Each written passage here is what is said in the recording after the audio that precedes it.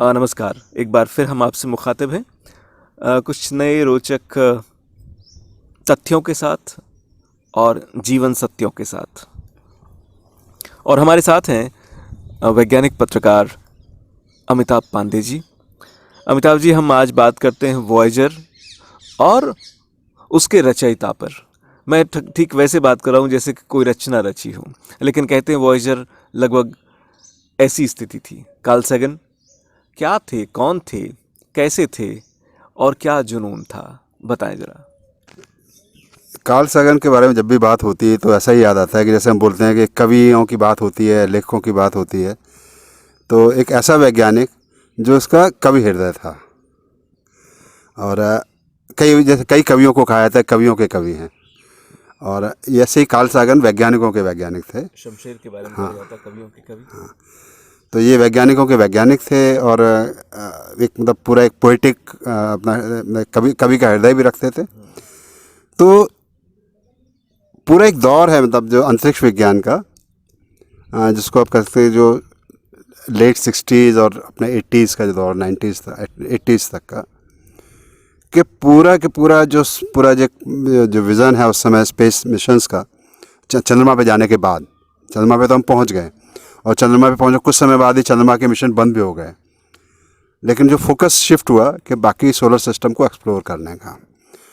और उसमें ये पाया गया कि इंसान को भेजना काफ़ी मुश्किल काम है, महंगा भी है, मुश्किल भी है। आपको इंसान की देखभाल बड़े एक नाजुक बच्चे की तरह से अंतरिक्ष में करनी पड़ती है, कि हमारे सारे जो चीज़ें हैं, जिस माहौल में हम रहते हैं, मतलब पैम्पर्ड अर्थ पे हमको सारी चीज़ें आसानी से मिल जाती है, वहाँ अंतरिक्ष में बहुत मुश्किल होता है। हर एक चीज़ को आपको दुगनी तिगनी रखनी पड़ती है, बहुत एक डेलिकेट बच्चे को जैसे संभाला जाता है ऐसे अंतरिक्ष यात्रियों को संभालना पड़ता है वहाँ पर। तो तय ये किया गया कि मतलब जो इसमें खास तौर पर कार्ल सैगन का बहुत बड़ा रोल है कि ऐसे रोबोटिक मिशन हम भेजें कि जो सौरमंडल के सारे ग्रहों के उनके जो अभी तक जो दूरबीन से हमको एक छोटे से एक डिस्क की तरह दिखाई देते हैं, वो हैं क्या दरअसल। वो यहाँ से बैठे बैठे भी उनके वातावरण के बारे में, आबोहवा के बारे में काफ़ी जानकारियाँ मिलती रहती थी। लेकिन एक हुआ कि सीइंग इज़ बिलीविंग, ठीक है, इंस्ट्रूमेंट्स की इंफॉर्मेशन और उसको देखना और उसको डायरेक्ट ऑब्जर्व करने में बहुत फ़र्क हो जाता है। तो एक मिशंस की पूरी सीरीज़ है, जैसे कि वीनस के ऊपर मिशन भेजे गए आपके, जैसे कि मैगेलन मिशन था, उसने पूरा उसको मैप किया, उसके टेम्परेचर सारी कंडीशन को उसको स्टडी किया गया। इसी तरह से मार्स पर 2 मिशन भेजे गए, उसमें से वाइकिंग मिशन काफ़ी इंपॉर्टेंट है, 2 वाइकिंग भेजे गए जो वहाँ पे मार्स पे जीवन की तलाश के लिए भेजे गए। और उसके साथ में तय किया गया और कि आपके जो आउटर प्लैनेट्स हैं, जो गैस जाइंट्स हैं, जुपिटर, सैटर्न, यूरेनस, नेपच्यून, इनके लिए भी मिशन डिज़ाइन किए हैं। तो कार्ल सैगन का पूरा पर्सपेक्टिव था कि इस तरह के एक मिशंस की सीरीज़ हो, जैसे कि उसमें थे पहले थे पायनियर मिशन, पायनियर 1, पायनियर 2 और वॉयेजर मिशन। वो हर एक का उसने हमने दो मिशन साथ में प्लान किए, एक जैसे बोलते हैं एक की कीमत में 2। क्योंकि क्या होता है कि जब भी मिशन डिज़ाइन किए जाते हैं तो हमेशा रिडंडेंसी के लिए, सेफ्टी के लिए कम से कम 3 उसकी प्रतिलिपियाँ बनाई जाती हैं। एक तो यहाँ रखी जाती है कि कोई वहाँ खराबी आए तो उसको यहाँ से कैसे ठीक किया जाए, तो उसमें रिप्लिकेट प्रॉब्लम करके देखी जाती है और फिर उसको रिमोट से कैसे ठीक किया जाए वहाँ पर, तो उसके लिए टेस्ट यहाँ करके फिर सिग्नल वहाँ भेजे जाते हैं उसको ठीक करने के लिए। तो कार्ल सैगन का आइडिया था कि जब 3 बनाए रहे तो 2 को भेज देते हैं, जनरली 2 यहाँ पे रखे जाते थे, दोनों देखिए दोनों को भेज देते हैं। और वो सारे मिशन ऐसे थे कि उसमें अपना सारे इंस्ट्रूमेंट लगे हुए, यहाँ से उनको कंट्रोल किया जा रहा है, इंस्ट्रक्शन दिए जा रहे हैं, और वहाँ पर अपने आप वो प्लैनेट्स को फ्लाई बाई करते हुए, जो खासकर वॉयेजर मिशन जो थे ये लैंडिंग के लिए नहीं भेजे गए थे। वाइकिंग जैसे भेजा गया था मार्स पर, वो लैंड किया था और वहाँ की मिट्टी की जांच करके, हवा की जांच करके, उसमें लाइफ की पॉसिबिलिटी है नहीं। लेकिन ये मिशन ऐसे थे फ्लाई बाई मिशन थे। फ्लाई बाई का आइडिया है कि वो पास से गुजरते हुए तस्वीर लेते हुए आगे बढ़ जाएगा। और ख़ास बात यह है कि उसमें उन प्लैनेट्स की ग्रेविटी का इस्तेमाल करना, कि ग्रेविटी को एक तरह से उसके जो ग्रेविटी का अट्रैक्शन है उससे स्पेसशिप की स्पीड को बूस्ट करना। तो ये ग्रेविटी असिस्ट का भी जो कॉन्सेप्ट है, कार्ल सैगन ने उसको पहली बार इम्प्लीमेंट किया। और जो वॉयेजर जैसे 1 गया था, वॉयेजर 1 जो था वो आपका जुपिटर, सैटर्न का उसने स्टडी किया। वॉयेजर 2 ने जुपिटर, सैटर्न, यूरेनस, नेपच्यून, इनका सबका स्टडी किया और इनके साथ इनकी चंद्रमा। तो पहली बार जब तस्वीरें हमारे पास पहुँची तो अपने आप में बहुत ही अद्भुत अनुभव था। और इन सब को लेके कार्ल सागन ने एक पूरा एक पब्लिक अवेयरनेस क्रिएट करने के लिए और स्पेस साइंस में इंटरेस्ट क्रिएट करने के लिए एक सीरीज टीवी सीरीज डिज़ाइन की, कॉस्मोस नाम से, बाद में किताब की शक्ल में पब्लिश हुई। तो जो मिशन के पीछे जो एक साइंस है, साइंस के अलावा उसका जो मीनिंग है मिशन का, जो ह्यूमैनिटी के लिए क्या मीनिंग है, तो एक बहुत अच्छी किताब कार्ल सागन ने लिखी, पेल ब्लू डॉट। और उसमें क्या हुआ कि जब वॉयेजर मिशन सौरमंडल के मतलब आखिरी प्लैनेट से के ऑर्बिट के पास पहुंच रहा था, प्लूटो, उस समय प्लूटो को प्लैनेट माना जाता था। ब्लू डॉट इज हाँ, blue dot is us, pale blue dot. तो वहाँ से क्या हुआ कि उसने आखिरी इंस्ट्रक्शन भेजे गए मिशन के लिए कि उसको कैमरे को टर्न करके सन की तरफ उसको फोकस किया और लगभग सारे प्लैनेट्स का एक पोर्ट्रेट लिया उसने एक वहाँ से। और वहाँ से उसके जो अर्थ है हमारी, एक छोटे से एक मतलब जैसे कि उसमें कैमरे के इंटरनल रिफ्लेक्शन के कारण से एक बहुत इंटरेस्टिंग इफेक्ट क्रिएट हुआ।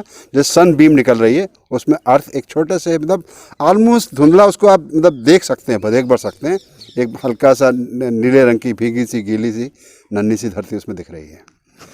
उस पर कार्ल सागन ने बहुत एक अच्छी बात कही कि ये जो ब्लू डॉट हम देख रहे हैं, जितने भी राजे महाराजे आए, भिखारी आए, लुच्चे लफंगे आए, सारा सब कुछ यहीं इसी डॉट पे हुआ। और इसी छोटे डॉट पर ये सोचो कि हमारा सब कुछ यही है और इसी पे सारा सब कुछ डिपेंड करता है। तो बहुत ही मशहूर कोट अभी मेरे पास नहीं, उसके बारे में कभी उस कोट के बारे में बात हम कर सकते हैं अपना, वो बहुत इंटरेस्टिंग है। तो ये एक पूरा और उसने कहा कि आखिरकार धरती जो है, हम कब तक धरती पर रह पाएंगे। अल्टीमेटली हमको धरती, जैसे हमारा एक मशहूर रशियन जो साइंटिस्ट थे, स्पेस मिशन के जो पायनियर थे, सिलोकोवस्की, उनका कहना है कि धरती इंसानियत का पालना है, लेकिन इंसान कब तक पालने में पड़ा रहेगा, उसको वहाँ से बाहर निकलना ही पड़ेगा। और तो ये एक पूरा विज़न जो है कार्ल सागन का, और वो विज़न के साथ में खाली मतलब एक साइंस ही नहीं, उस साइंस का हमारे लिए फिलोसफिकल मीनिंग क्या है, ये लोगों तक पहचाने का काम कार्ल सागन ने बखूबी किया है। तो काफ़ी सारी सीरीज ऑफ बुक्स लिखी है उन्होंने, उसमें कॉस्मोस सबसे मशहूर किताब है, वो जो सीरियल के ऊपर बाद में किताब लिखी। फिर उसके बाद उसके पूरे बुक से सीरीज है, सीरियल के ऊपर किताब लिखी है, किताब पे सीरियल बना, सीरियल के ऊपर किताब लिखी, पहले सीरियल बना फिर वो किताब लिखी, किताब की शक्ल में आई। और कार्ल सागन के बारे में सबसे खास बात ये थी कि वो किताब जिस तरह से लिखते थे, बहुत इंटरेस्टिंग आइडिया था। कई उन्होंने लिखा अपने बारे में कि जैसे पूरा फैमिली, उन्होंने एक लॉन्ग ड्राइव प्लान किया और साथ में एक डिक्टाफोन रख लिया और ड्राइव करते करते पूरी किताब लिख डालते थे। क्या बात। तो काफ़ी सीरीज ऑफ बुक्स है जो बहुत उन्होंने लिखी, जैसे कि आपका ये कॉस्मोस के बाद एक आता है इनका demon haunted world, science candle in darkness. उसमें बात करते हैं सारी अपने सुपरस्टिशंस के बारे में, किस तरह सुपरस्टिशन में हम कोई डेमन है, इसको अंधेरे में हम बैठे हुए हमको घेरा रखता है, जैसे साइंस की रोशनी में कैसे डेमन गायब होते जाते हैं एक के बाद एक करके, और पूरा कैसे मतलब एक मतलब बोलना चाहिए कि किस तरह से हम अपना एक tool kit the scientific temper के लिए, किस तरह से हम चीज़ों को जांचें, परखें, समझें कि क्या सच्चाई है और क्या इल्यूज़न है। और ये किताब है पेल ब्लू डॉट, इसकी बात करता हूँ। पूरा वो स्पेस मिशन का मीनिंग क्या है इंसानियत के लिए और क्यों हमारे लिए ज़रूरी है। इसके अलावा उन्होंने जैसे कि search for extra terrestrial intelligence के ऊपर काफ़ी काम किया, और ये भी उनका जैसे कि हम कल्पना करते हैं यूएफओ एलियंस की, तो सारे वैज्ञानिकों का भी जैसे मानना है कि दुनिया यूनिवर्स में कहने की लाइफ होनी चाहिए, क्योंकि इतना बड़ा यूनिवर्स जो डिस्कवर हुआ। और कार्ल सागन को लेकर काफ़ी पैशन था इसमें, इस बात को लेकर कि हमारे जो आकाशगंगा देखते हैं इसमें करीब 200 अरब से ज़्यादा तारे हैं, और ऐसी 200 अरब से ज़्यादा आकाशगंगा हैं। तो कितने तारों पर ऐसे ग्रह होंगे जहाँ पे जीवन या हमारे जैसे जीवन या हमारे से उन्नत जीवन होगा। ये मतलब असंभव लगता है कि कहीं और जीवन ना हो, क्योंकि जीवन जिन हालात में धरती पर पैदा हुआ, अगर वो हालात कहीं और तो वहाँ भी जीवन पैदा होना चाहिए। और इसके अलावा साइंस को एक पब्लिक में पहुँचाना, साइंस मतलब पब्लिक आउटरीच ऑफ साइंस, और एक लोगों के अंदर एक साइंटिफिक टेम्पर कैसे पैदा हो, इस पे लेके काफ़ी कार्ल सागन ने काम किया। मतलब जितना पैशन उनका स्पेस साइंस को लेके था, खासतौर पर प्लानिटरी साइंस को लेकर, उनका मेन एरिया प्लानिटरी साइंस था, उतना ही पैशन उनका साइंस को लोगों तक पहुंचाना, ये उनका मतलब उतना ही मतलब सीरियस पैशन था।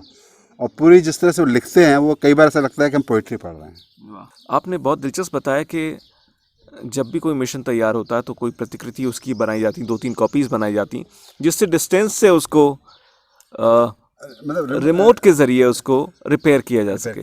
प्रॉब्लम को समझ के कि प्रॉब्लम क्यों आ रही है, हाँ, और उसको यहाँ पे टेस्ट करके फिर वहाँ से सिग्नल भेजे जाते हैं उसको वहाँ पे ठीक करने के लिए। तो आप जब ये मानते हैं कि यहाँ से सिग्नल वहाँ तक पहुँचाए जा सकते हैं, तो जो बाबा जी बैठे बैठे दूर बैठे लोगों को सही करने की बात करते हैं, उन्हें क्यों नहीं मानते?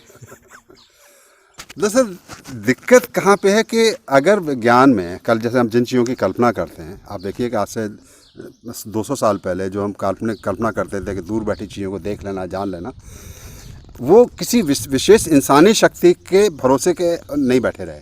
उन्होंने ऐसी चीज़ें बनाई जो हर एक की रीच में आ गई। एक और साइंटिस्ट जो कार्ल सागन से इंस्पायर्ड है, कार्ल सागन के बारे में हम बात करते हैं, उन्होंने जनरेशन ऑफ साइंटिस्ट को इंस्पायर किया, खाली खुद ही साइंटिस्ट नहीं थे।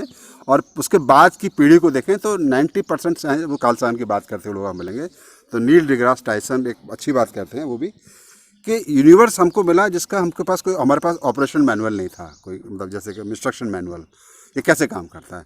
साइंस वो प्रोसेस है कि हम उस इंस्ट्रक्शन मैनुअल को डिस्कवर कर रहे हैं, साइंस नेचर के साथ इंटरेक्ट करते करते। तो ऐसी कोई अगर शक्ति मिलेगी तो निश्चित तौर पे उसके लिए 2-4 नोबेल प्राइज़ सेफ रखे होंगे, और वो वाकई अगर काम करती है। जैसे कि टेलीपैथी की हम बात करते हैं, ये बहुत अद्भुत शक्ति की बात।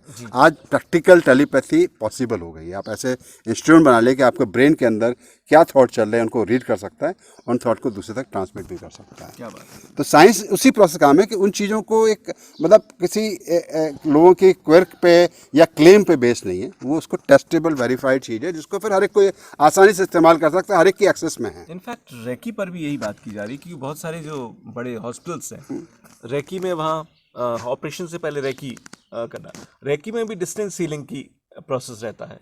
और वही है कि सोच के ख्यालात के हिसाब से हम कनेक्ट होते हैं, सारी दुनिया से कनेक्ट होते हैं। क्योंकि मानना पड़ेगा, जो रिमोट बनाने वाला है वो रिमोट से बड़ा है, जो मोबाइल बनाने वाला है, जो स्पेस मिशन उपग्रह इनसेट 1B 2B बनाने वाले हैं, वो उनसे ज़्यादा बड़े हैं, क्योंकि उन्होंने उन्हें बनाया है। तो ये जो मानव देह है, ये भी एक बहुत बड़ा इंस्ट्रूमेंट है।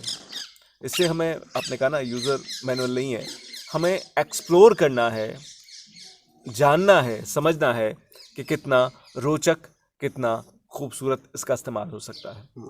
तो जितनी चीज़ें विज्ञान में क्या है कि कोई भी चीज़ें किसी के मतलब भरोसे पे नहीं छोड़ी जाती हैं। अगर कोई वैसा पॉसिबल है तो उसको टेस्ट करके देखा जाए, किस तरह से प्रोसेस हो रही है, किस तरह के मतलब केमिकल इलेक्ट्रिकल सिग्नल जनरेट हो रहे हैं, उनको कैसे रिक्रिएट किया जा सके। ये सारा चीज़ जब वेरीफाई होकर टेस्ट हो जाता है तो वो साइंस में आ जाता है, फिर वो टेक्नोलॉजी की शक्ल में हमारे हर एक के हाथ में होता है। आज वो शक्तियाँ जिनका लोग क्लेम करते थे कि हम बहुत दूर बैठे लोगों से हम उनके बात कर सकते हैं, उनको देख सकते हैं, वो आज वो शक्ति हर एक के हाथ में आ गई है। ये विज्ञान से संभव हुआ है, ये आपके जो सो कॉल्ड पर्सनल क्लेम से पॉसिबल नहीं हुआ है। बिल्कुल सही है।